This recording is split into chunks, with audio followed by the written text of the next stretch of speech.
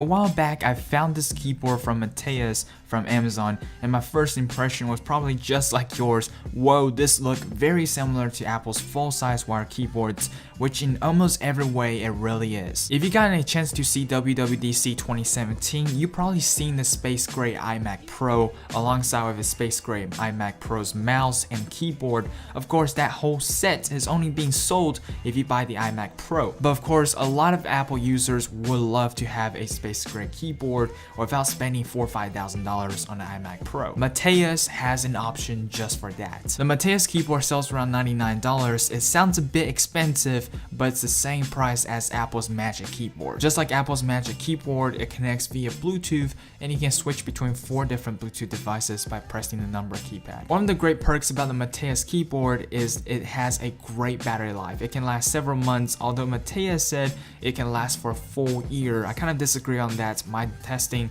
has lasted about 4 months at most. The Apple Magic Keyboard also has similar battery life. It can last several months, but I think Matias lasts a bit longer in my testing. From a distance, you can't really tell a difference between the Apple's Magic Keyboard and the Matias keyboard. Other than the black keys and space gray metal body, from typing experience to the body material, it's almost identical. The keyboard is very comfortable to type on, especially if you've been using a Mac for a while. There's not much things to adjust to it. The plastic keys are comfortable to use, and the size is just about right. But do keep in mind that the keyboard body as a whole is much longer than I expected, as it does come with a number pad. One of the downsides about this keyboard is you can't adjust the height on it. That means you can't make the keyboard closer facing to you or flat on the table. To me, it's not really a big problem, but I do think a lot of people find this as a problem, as they would like to have an adjustment. Another downside is that this keyboard is not backlit. For $99, and as a third-party manufacturer,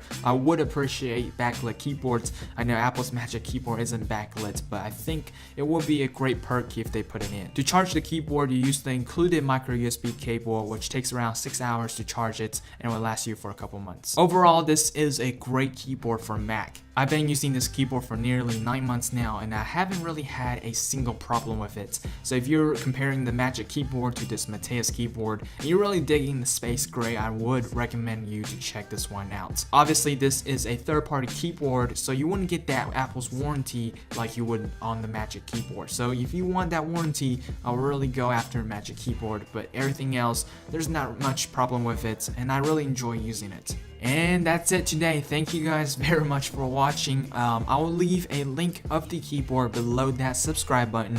So if you guys want to check it out, I definitely would recommend you guys to.